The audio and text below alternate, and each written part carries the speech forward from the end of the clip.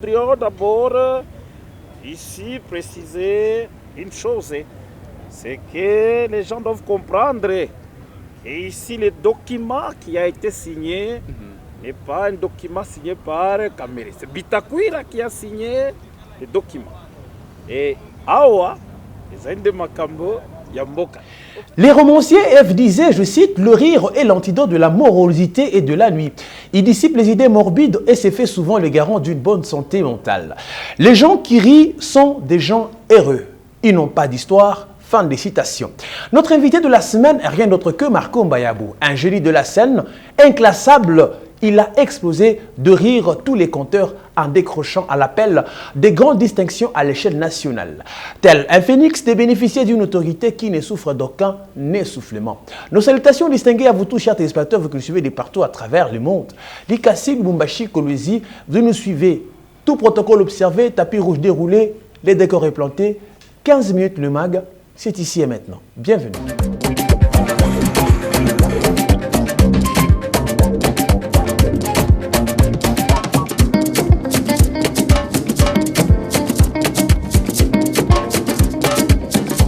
Mesdames et messieurs, laissez-moi embellir ma voix du plus beau des velours pour vous présenter le reine de la télévision. Ariette Kamine, notre chroniqueuse du cliché, nous fera un tour des compas sur l'annulation du concert de Koffi Olomide à You Arena à Paris.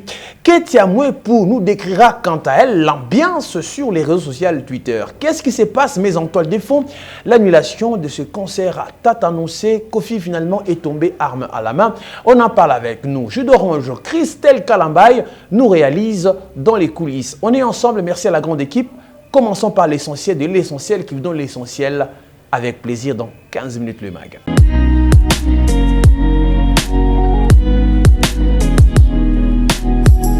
Vous l'avez compris que c'est l'heure du cliché avec notre chroniqueuse Ariette Kamine. Salutations à toi, bienvenue dans 15 minutes le mag. Merci T8 et en passant, je salue tous nos téléspectateurs qui nous suivent depuis YouTube, depuis Facebook et sur toutes les chaînes. Bonsoir. You Arena annulé, Koffi Olomide perd le combat de sa vie. Bien évidemment T8, le vin est tiré, chers téléspectateurs, il faut le boire.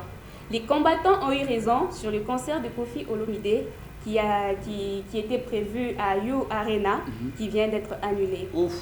Annoncé tout feu tout flamme, ce grand concert devait connaître la participation des artistes tels que Nino, tels que Inosbi, Charlotte Dipanda, Gas Mawete et consorts. Loin d'être un fake news, le grand Mopao est tombé arme à la main. Non, c'est le reportage que vous nous proposez, nous et nos téléspectateurs. Oui, suivant. La nouvelle est tombée comme un coup de foudre.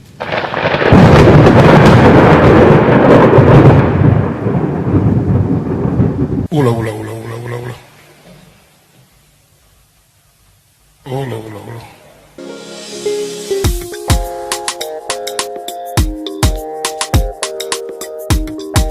Après 11 ans d'absence, Koffi Olomide devait se produire à Paris, la Défense Arena, une des plus grandes scènes européennes pour son grand retour en France. Les conséquences de la pandémie Covid-19, notamment sur les voyages internationaux, ont malheureusement contraint la production de prendre la décision d'annuler le concert de Koffi Olomide, initialement prévu le 13 février 2021 à Paris, la Défense Arena, et reporté au samedi 27 novembre 2021. Selon le communiqué You Arena, toutes les conditions ne sont pas réunies pour accueillir les plus grandes stars de la musique africaine et internationale et offrir un show à la hauteur des attentes de Koffi Olomide pour son public. Saint James Rolls. Viens sécher les larmes de papa.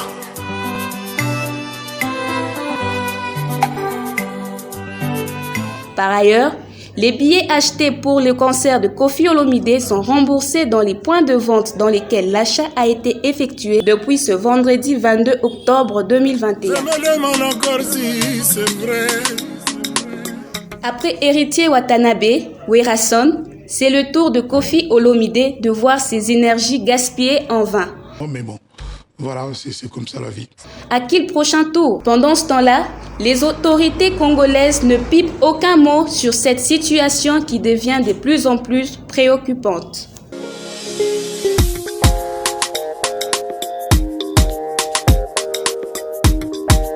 Et voilà, nous venons de suivre ce qui s'est passé réellement. Nous connaissons finalement les raisons de l'annulation de ce concert. Merci beaucoup Ariette Kamine pour ces éléments riches que vous venez de nous fournir. Koffi Olomide, de son vrai nom, comment s'appelle-t-il déjà? De son vrai nom, Antoine Agbepa Mumba. Oui. Voilà, nous on l'appelle Koffi Olomide. Oui. Mais je signale qu'il a plusieurs sobriquets. Hein. Ah, il y en a plusieurs. Il y en a plusieurs. Et je dirais que c'est le seul musicien congolais qui a plusieurs sobriquets. Nous pouvons citer tels que le grand Mopao, comme on l'appelle toujours. Oui. Il y a le Sarkozy, le Tchatcho, le Grand Tché. Il y a aussi Mokolo Bilanga, j'entends parler. Ah oui, il a beaucoup, vraiment beaucoup de sobriquets. Mais ce qui me tente le plus, en fait, c'est qu'il se fait appeler le petit frère de Jésus. Ah bon, le petit frère de Jésus? Je me pose la question si réellement Jésus avait des petits frères. Mais en attendant, je vous envoie d'aller feuilleter un peu la Bible et vous me donnez la réponse dans les prochaines émissions de 15 minutes le matin. Merci beaucoup Ariette Kamine. Merci à vous. Et on se retrouve prochainement. Allez!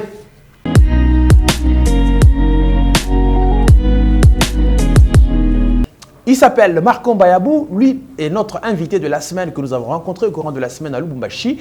Marco, c'est cet artiste humoriste, comédien qui a explosé, n'est-ce pas, de rire des salles de spectacle à travers la province du Grand Katanga. Là-bas, on en parle. Marco nous livre ici le secret de sa riche et belle carrière.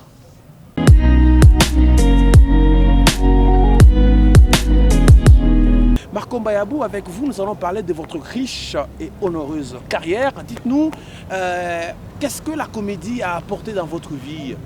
Ah, mais la comédie a apporté beaucoup de choses. Hein. La comédie a vraiment apporté beaucoup de choses. D'abord, elle m'a ouvert au grand public, au grand monde. Il y a ceux-là qui ne connaissaient pas Marco, grâce à la comédie, ils l'ont connu. Il y a certaines portes qui ne m'ont jamais été ouvertes. Mais grâce à la comédie, ces portes-là se sont ouvertes à moi. Il y a des personnalités que j'ai rencontrées grâce à la comédie. Bref, s'il faut que je puisse énumérer, c'est beaucoup de choses que la comédie m'a apporté et continuera encore à m'apporter. Alors, quand vous remontez déjà sur la scène, vous trouvez Manseba, vous trouvez Nzembela, vous trouvez Kadiombo. Tous ces gabarits-là. Vous les trouvez. Qu'est-ce que Marco Mbayabou apporte? Marco Mbayabou est venu avec sa spécialité. Oui. C'est du Marco. En fait. C'est du Marco. Ma spécialité qui m'a identifié, bien que je suis arrivé sur un terrain où j'ai trouvé tous ces gabarits, tous ces gaillards-là de l'humour, du théâtre et tout. Mais moi, j'ai apporté ma particularité. Et c'est ce qui fait moi. C'est quoi cette marque Mbayabou? Marco, c'est quoi la marque Marco? Il faut dire que j'ai un tout petit peu accéléré sur l'humour en français. D'abord. Donc c'est qui était rare déjà à l'époque. On les soulignait. Il faut être vrai, c'était rare. Peut-être qu'il y en avait, mais je suis venu accélérer un peu. J'ai accéléré un peu. Dans le Katanga à l'époque. Voilà, dans le Katanga, dans le Grand Katanga à l'époque. Je ne vais pas dire j'ai amené le système de l'imitation, non. Les imitations étaient là. Mais j'ai apporté une touche de scénario dans les imitations. Par exemple, celui que vous faites dans une salle de classe. Oui, par exemple. Vous voyez quand je conçois la blague de ces personnages politiques-là. Donc Moïse Katumbi Chapoué, le président Moïse Katumbi, vous avez le patriarche Etienne Tshisekedi, vous avez le patriarche Baba, vous avez le raïs sénateur à vie, oui, il y a Maman Tchalamwana. Et Tchalamwana, la reine de Botoche. Vous voyez, donc ça c'est un scénario que je monte. Déjà au départ, ces gens-là n'ont jamais étudié dans une même salle de classe et ils ne sont même pas de la même génération. Donc j'ai vu le scénario, je l'écris et j'interprète tous ces gens-là. Et comment ça se comment répartissez-nous un peu, mettez-nous un peu dans cette salle de classe là. Oui, mais justement, quand vous voyez, j'imagine une scène où c'est Tshisekedi le père qui va draguer Tchalamwana. Or, vous voyez d'abord, ils ne sont même pas de la même génération. Et quand c'est Tchalamwana qui se fâche, qui dit Kaka, qui a écrit ça? Là, quand il y a panique, Tshisekedi qui dit à Kyungu, mon ami Kyungu, je ne sais pas comment je veux faire. Et Kyungu qui répond, ni le connaissez, vous me draguez directement, c'est compliqué.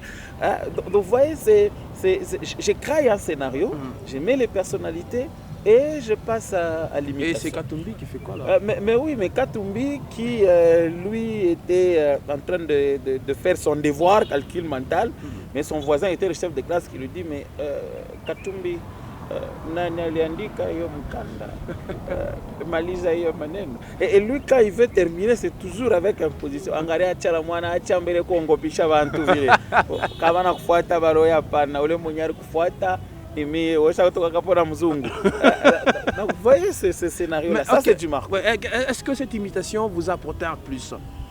Vous personnellement, ça vous a ouvert des portes, des opportunités, des relations avec Moïse Katumbi, notamment le président de Tupisa Mazembe? Je veux dire que c'est la même réponse que j'ai donnée dans cette imitation et dans la comédie que j'ai fait et dans le style privé de Marco. Que c'est ce style-là qui m'a ouvert beaucoup de portes. Marco Mbayabou, il est dit que pour faire de la comédie en province, il faut passer par vous. Vous êtes le passage. Non. Sans vous, on ne fait pas de la comédie. Non, ça je vais contredire parce que il y a beaucoup de comédiens qui sont sortis par les émissions de blague et musique de Vital Sunzu. Oui. Hein, et y compris moi aussi, je suis passé par là.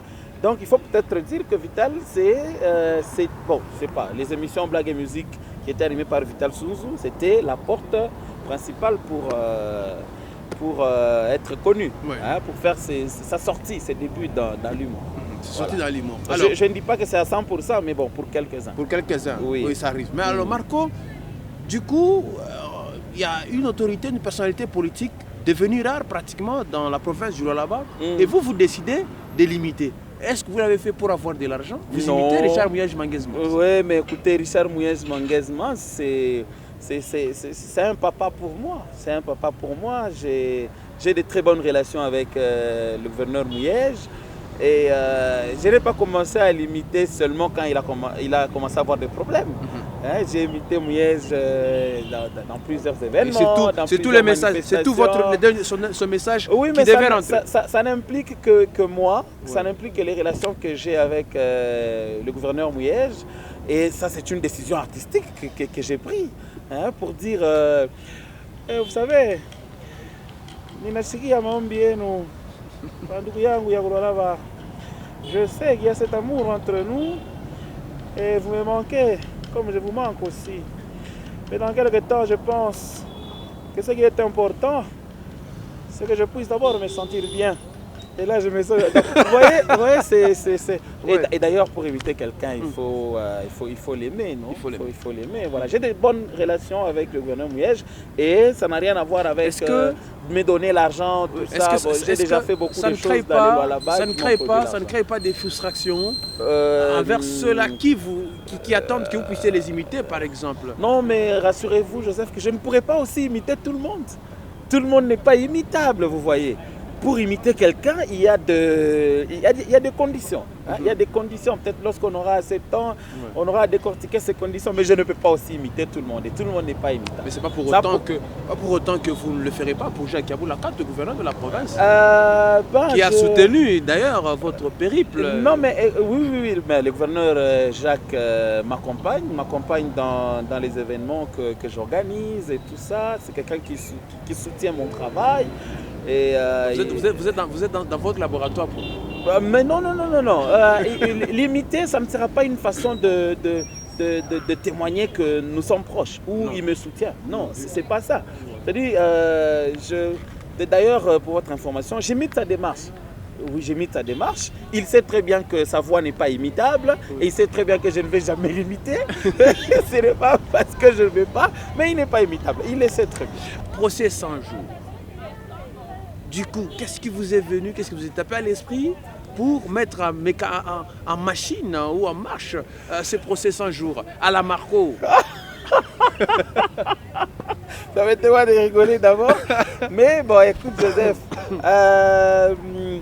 je vais te remettre un peu en arrière. En 2008, tu te rappelles du procès Ali? Ali, oui. Vous voyez un peu. Nous allons commencer. C'est-à-dire, je ne suis pas à mon premier pas de remettre en image ou en scène des grands événements. Des événements qui ont marqué la population, le pays, le peuple et tout. Donc, je ne suis pas à mon premier. Hein? C'est-à-dire, j'aime toujours récupérer le côté un peu comique de tous ces événements-là et pour les jouer sur une scène. Donc c'est dans la même logique. Hein? Vous voyez, quand je disais autrefois, à l'époque, avec l'organe de la loi, l'organe de la loi. Monsieur le Président, des avocats de la défense de ce président. Ils ne sont pas venus plaider. Non, ils sont venus essayer les Michopo et les Tilapia et partir. C'est pas ça, monsieur le président. Donc, et quand je reviens chez Kamere, je dis, nous voudrions d'abord ici préciser une chose, c'est que les gens doivent comprendre. Et ici, le document qui a été signé n'est pas un document signé par Kamere. C'est Bitakwira qui a signé le document. Et Awa, les Indes Makambo, Yamboka. Au fait, c'est pour faire revivre un peu tout ce qui s'est passé aux gens. Rien de polémique, mais et rien de politique, mais plus du livre là-dedans. De nos jours, qu'est-ce que vous attendez de politique par rapport à ce que vous faites comme travail? Les artistes, les politiques, normalement, ils doivent accompagner la culture parce qu'il y a même des structures culturelles au sein même des gouvernements. C'est comme ici à le gouvernement provincial avec un commissariat de la culture qui doit travailler, qui doit s'imprégner du monde culturel et qui doit accompagner parce qu'il est là pour ça. Et s'il ne fait pas, nous serons un peu frustrés et réclamer que l'activité de ce commissariat soit palpable. De collaboration, vous en avez eu autant. Lequel vous avez le plus marqué? Jusque-là, je veux dire, la très bonne, c'est celle qui a vécu en 2015. Où je suis allé jouer au festival Toseka. C'est le plus grand festival qui est... En fait, moi, je retiens même que c'est le plus grand festival de la République démocratique du Congo. Organisé autrefois au Théâtre de la Verdure, avec une capacité de 8000 personnes assises, Joseph. Vous participez, vous y avez participé. Exactement, 8000 personnes. C'est un festival qui est organisé par l'honorable Ados Ndombasi. J'ai trouvé un public super, un public fantastique qui m'a presque amené aux anges lorsque j'ai presté. Et tellement que le retour était bon, mon contrat a même été doublé, reconduit, pour que je joue la deuxième fois. Donc cette collaboration, chapeau bas. Le meilleur contrat de la vie jusqu'ici? Meilleur contrat de la vie jusqu'ici, en termes d'argent ou... je ne sais pas. En termes d'argent, mon meilleure activité, peut-être je peux dire, c'est le périple du rire. Que le gouverneur avait financé et supporté à 100%. Et on a eu aussi beaucoup de sponsors qui sont arrivés et tout. C'était quand même une très très belle expérience. Ça a payé en amont comme en aval. Dedans et dehors. Dedans et dehors. Des fers et de mer. La dernière sortie, vous imitez Baba Kyungu, le patriarche. Qu'il est arrivé là où il est arrivé. Nilibelezea watoto yangu, je suis en train de partir. Ubakie ndani ya salama. Moi, je suis arrivé ici dans le village Nkoro, au Marési. Mais nakatala makelele, nakatala fujo. Rester dans la paix, dans la continuité. Jo mambo, nilipenda kuibitakia. Tia Mwepo est avec nous. Nous parlons avec elle des réactions après l'annulation du concert de Koffi Olomide à You Arena. Twitter explose, n'est-ce pas, Ketia Mwepo? Merci, bienvenue dans 15 minutes le mag. Merci à vous, Joseph T8. Surtout mes salutations à toutes les personnes qui nous suivent depuis leur maison, depuis leur téléphone et surtout pour ceux qui nous suivent depuis les réseaux sociaux. Pour moi, c'est un grand plaisir d'être ici. Et qu'est-ce qui se passe sur les réseaux sociaux Twitter? La pilule est amère, elle est dans la bouche, on doit l'avaler. Ah bon? C'est quelle pilule alors? Au fait, l'inattendu est arrivé. Koffi Olomide a perdu le grand combat de sa vie. Cette situation ne laisse pas indifférent le Twitter et les tweeteuses qui se déchaînent. Alors ainsi, nous allons voir cela. Alors, on va découvrir ensemble qu'est-ce qu'il y a. Bien sûr. Monsieur Maki Makita qui dit « Ce regrettable Koffi Olomide, c'est notre icône de la culture, un de rares gars qui font bien leur travail et qui est fier de son travail. Il méritait trop bien ses sacres. » Un autre message de Malix Ipouti qui enchérit en disant « Mon Dieu, le concert de Koffi Olomide à You Arena est annulé. Quel avenir pour la musique congolaise sur la scène internationale ?» Reste une question sans réponse. Yannick ne pouvait pas rester sans mot. Il ajoute en disant « Pendant que vous vous réjouissez, c'est la musique des autres pays qui prend les déçus sur la nôtre. C'est ça la matérialisation de votre patriotisme. Complète en disant, les hommes politiques font des missions en Europe comme ils veulent, sans être inquiétés. Si vous saviez que ce que vous faites cause du tort au pays que vous avez fui, vous l'auriez arrêté il y a longtemps. Ce message est de Yves Mbouya qui me dit « Fally Ipupa, c'est du lourd. C'est à se demander comment il a fait pour prester à You Arena la défense ex-Bercy au moment où deux artistes congolais, pas le moindre, Koffi Olomide et Wera, ont vu leur concert annulé. » Nous devons comprendre ici que Fally Ipupa, moto atika annulation à défaut. Atika annulation à défaut. C'est pratiquement par cette rubrique que prend fin cette émission 15 minutes. Merci à vous de l'avoir suivi et nous puissions rendez-vous à la prochaine. Au revoir.